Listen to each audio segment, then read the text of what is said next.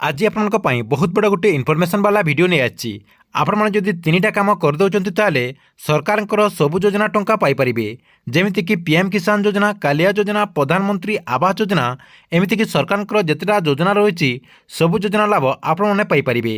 तेबे आपण को कोन कोन तीनटा काम करबा को पड़िबो जहा द्वारा सबु योजना टंका आपण माने पाई परिबे, आपण ए वीडियो माध्यम रे पूरा डिटेल जानि परिबे। सेतिपाई वीडियोटी को शेष पर्यंत देखंतु। ता पूर्व वीडियो को गोटे लाइक कर दियंतु एवं जो माने मो चैनल को नुआ आस्तिबे चैनल को सब्सक्राइब करी पाखर थिबा बेल आइकन को क्लिक करिकी ऑल नोटिफिकेशन ऑन कर दियंतु।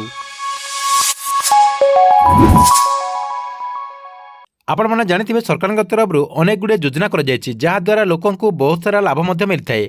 एमती किसी योजना रही जो योजना माध्यम सरकार तरफ डायरेक्ट लोक मान अकाउंट को सरकार टंका ट्रांसफर करते जमीक कि आपंकर पीएम किसान योजना, ता सहित कालिया योजना, ता सहित प्रधानमंत्री आवास योजना, एमती कि सरकार बहुत सारा योजना रही जहाँकि सीधा सलख चाषी मान अकाउंट को किंबा आपंकर गरीब लोक अकाउंट को सरकार डायरेक्ट टंका पठे था।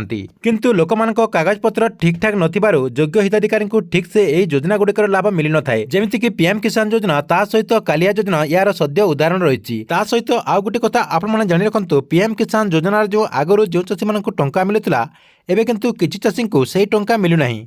एमती आपणकर कालिया योजना मध्य होता है। से आपण मैंने जदि ये तीनटा काम कर दउचंती ताले आपण मानक असुविधा हेब नाही। सबु योजना टंका आपण माने पाई परिबे। तेबे आपण मानक कोन करियो पड़िबो देखंतु। फास्ट आपण माने कोन करिवे, आपणकर जो आधार कार्ड रही से आधार कार्ड को अपडेट कर दियंतु।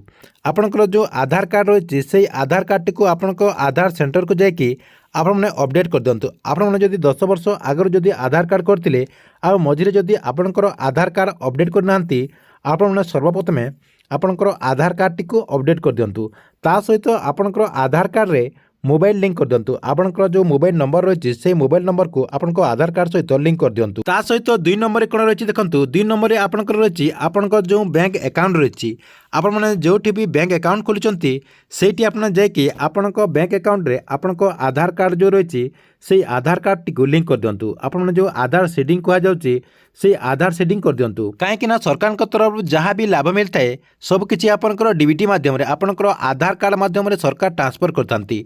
ता सहित 3 नंबर देखंतु। आपणकर 3 नंबर रही आपणकर जो योजना रही आपणकर पीएम किसान योजना हो कि कालिया योजना हो कि आपणकर प्रधानमंत्री आवास योजना हो, सरकार जहाँ भी योजना रही से योजना जदि आप योग्य हिताधिकारी ताले आपण माने ऑनलाइन माध्यम रे सब किछि आवेदन करि परिबे। आपणकर ए होछि 3 नंबर रे आपणकर जहाँ भी योजना रही जहाँ भी योजना भी आपण माने जदि योग्य अटंती ताहले आपने ऑनलाइन माध्यम रे आवेदन करि परिबे। आपनकर आधार कार्ड जदि मोबाइल नंबर लिंक हेइतो ताहले आपन आवेदन करि परिबे। ता सहित जदि आपनकर बैंक अकाउंट रे आधार सेटिंग हेइतो जहाँ कि आपन डीबीटी कहउचंती, जदि डीबीटी एक्टिव हेइतो ताहले आपन सरकार के तरफ जहाँ भी योजना रा आपन आवेदन करथिबे सेही योजना टंका आपने आपनक अकाउंट रे डायरेक्ट पाई परिबे। सेति पई आपन अति जल्दी आपनक आधार कार्ड रे मोबाइल नंबर लिंक कर दियंतु। ता सहित आपनक जो बैंक अकाउंट रही बैंक अकाउंट रे आधार सेटिंग कर दियंतु एवं आपण मानकर जो योजना रही आपनकर पीएम किसान, कालिया योजना, आपनकर प्रधानमंत्री आवास योजना जहाँ भी योजना रही से योजना गुड़ी को आपने अति जल्दी जाकि आवेदन कर दियंतु जदि आपने योग्य हिताधिकारी हेतिबे। जदि आपने ऑनलाइन माध्यम रे निजे आवेदन करि पारि नाहंती ताले आपनक पाखरे जो सीएससी सेंटर रही से सीएससी सेंटर को जाकि आपण माने आवेदन कर दियंतु। ठीक अछि, एथिला आपनक पई बहुत बड़ गोटे इनफॉरमेशन। आपण मानको वीडियो केमति लागिला कमेंट बॉक्स रे नीचे गोटे कमेंट करंतु एवं गवर्नमेंट रो जेकोसी नुआ योजना रो अपडेट जानिबा पई आपण ए चैनल टी को रेगुलर देखुतंतु।